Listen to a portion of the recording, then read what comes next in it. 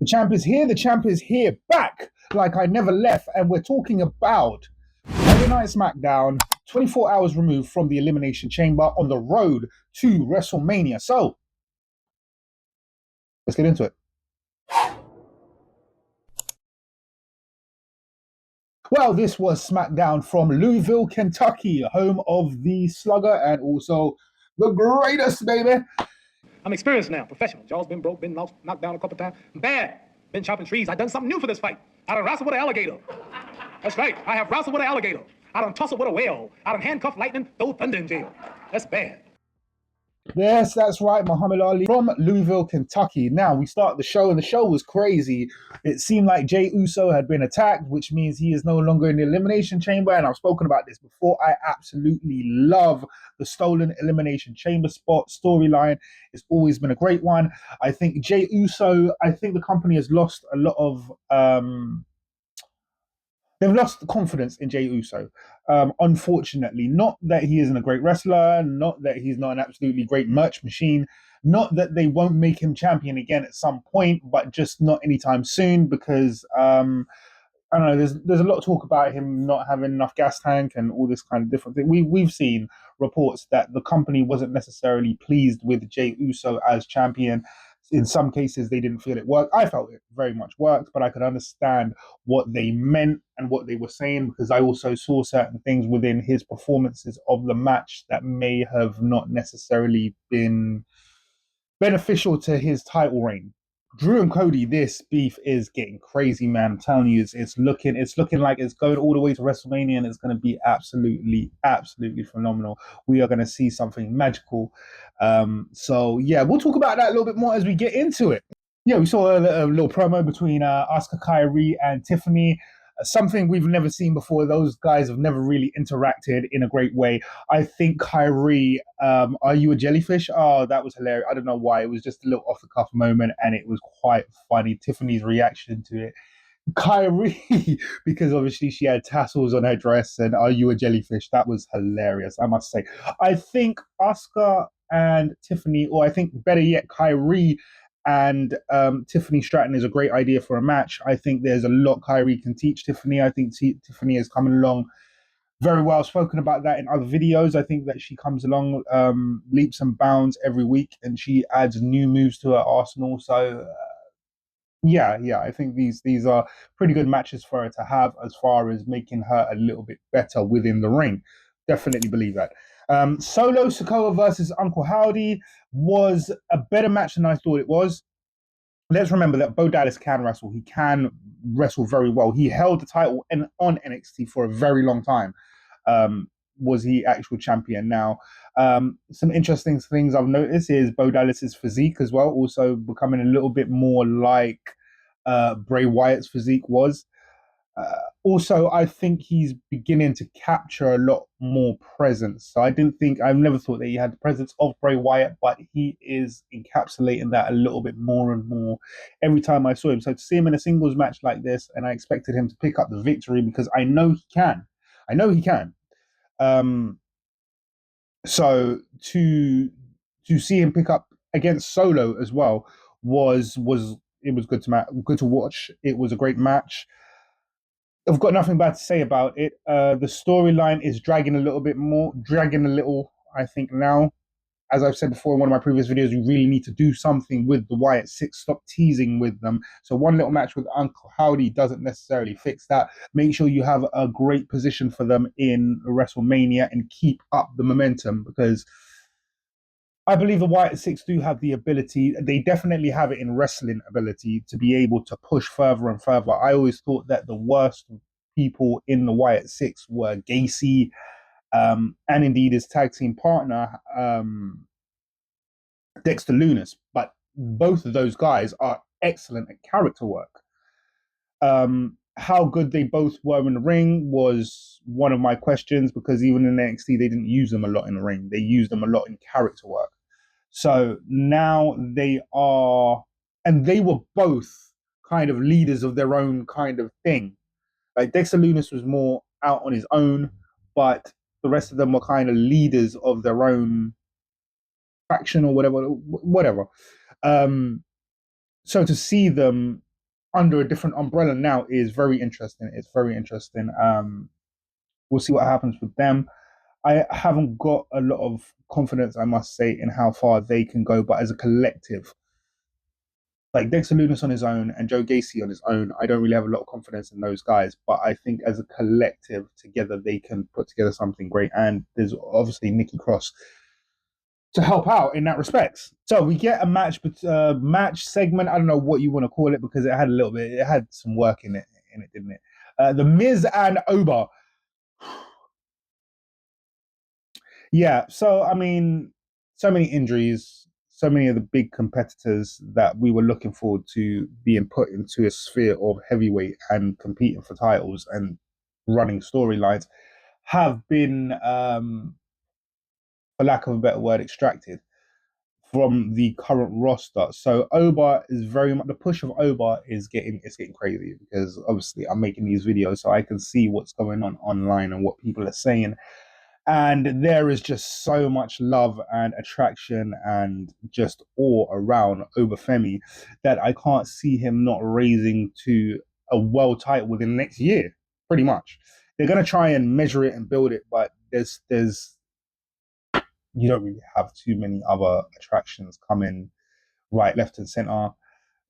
It's basically going to be putting belts on old heads. It's going to be putting belts on Randy Orton. It's going to be, you know what I mean? It's that kind of thing. So I believe that this is kind of a this is kind of a unique moment where the WWE can push younger stars, um, and I hope they do.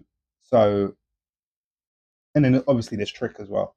And my God, the story between Trick, Oba, and Javon is long standing and has been going on for so long. And they make magic together, the three of them. They make magic together. So it'll be interesting to see how some of that develops. So we've got Carmelo Hayes versus Matt Cardona. Personally, I think Matt Cardona's earned his way to be in at least the heavyweight sphere. There's a lot of competitors I think that should be in the heavyweight sphere.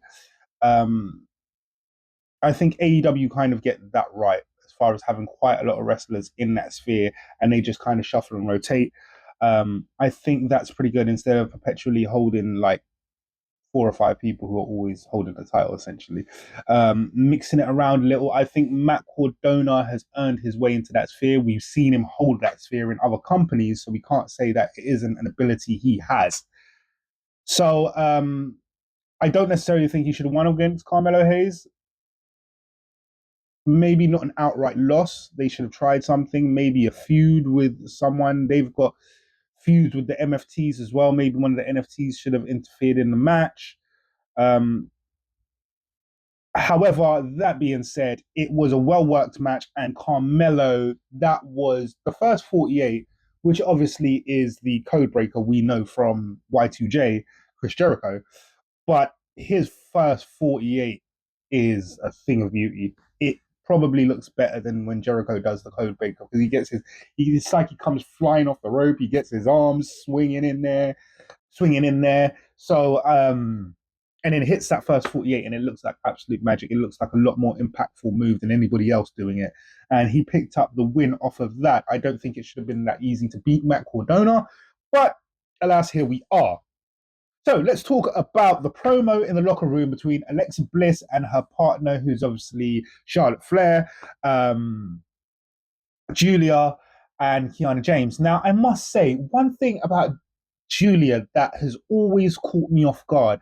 She is, I don't know a lot about her. I know a lot about Kyrie. I know a fair amount about Kyrie, Io, and Asuka. I do quite like Japanese competitors.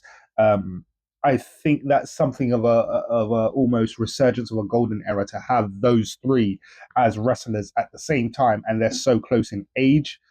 It's amazing to me to have that. Um, but Japan just keeps producing them. So it's not like they go for another 10, 15 years and they don't have one. 4 or 5 years differential later, they have another amazing wrestler, which is where Julia comes from. Now,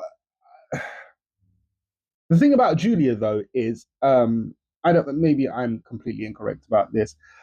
Julia doesn't seem to me to be completely Japanese. She doesn't sound completely Japanese. Um, Maybe I'm completely wrong about that. But Julia, even in the face, she looks like she's half American or half like some like, do you know what I mean? She looks like she's billed from Tokyo or she's billed from Japan, and she probably always lived in Japan. But we know that the whole army brats and all this kind of thing. She strikes me as there's some westernized in there, and she sounds like it as well. So when these girls shot the promo, I thought this was an excellent promo, by the way.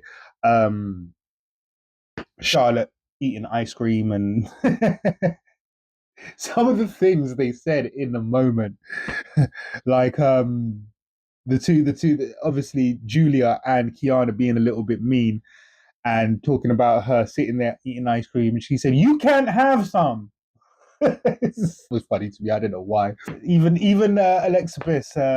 Well, your tag team partner Julia seemed really even keel when she screamed in my face yesterday or last week. She said, "Oh, I'm emotional."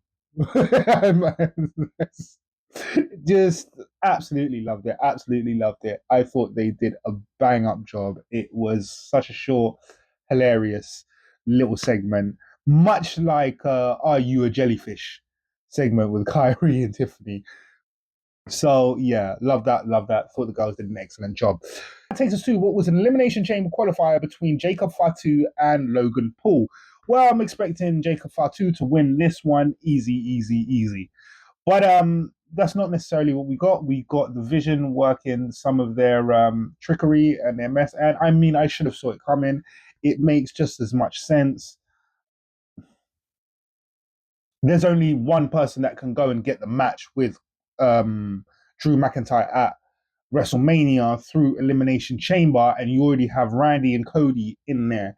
And we know that something is going to come about of those two with Drew McIntyre. We can almost predict. It doesn't make sense to have Jacob Fatu so close or adjacent, let's say, to what is going on with Drew McIntyre at the moment without giving him a match at WrestleMania that justifies this. We have no more main special events, sorry, or PLEs or whatever you want to call them in between WrestleMania. So therefore, we have to address this, and I can't see it being addressed on a Saturday night's main event or something like that. It's bigger than that. So I have to wonder what the truth is in the WrestleMania matches. Is what I'll say. If Jacob Fatu loses to Logan Paul, which he did, so how do you then fit Jacob Fatu into the WrestleMania run? Who is he going to compete against? Because he's supposed to compete against Cody and Drew.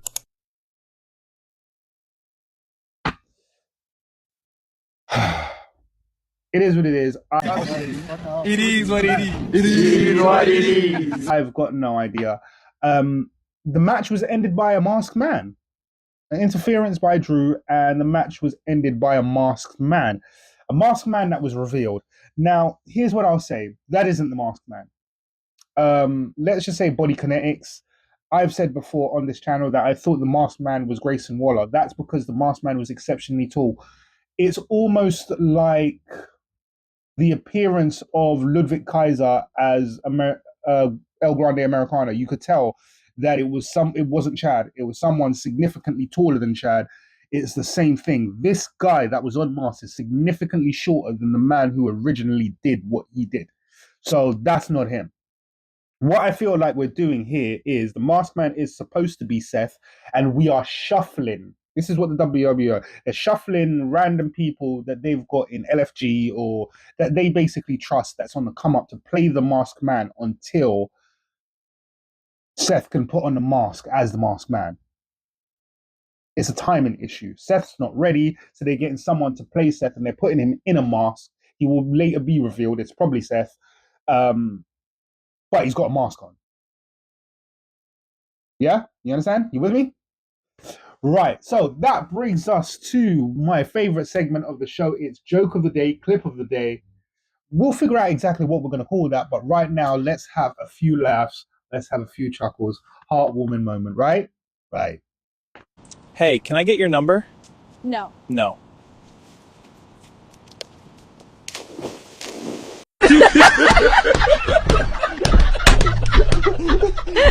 the season, man.